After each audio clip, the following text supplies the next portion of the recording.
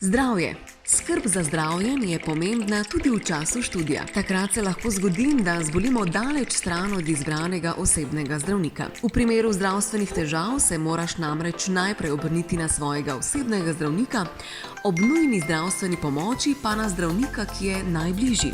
Do 26. leta si kot študent z veljavnim študentskim statusom zavarovan preko svojih staršev. Če zaradi študija živiš zunaj domačega kraja, si tam najdi osebnega zdravnika.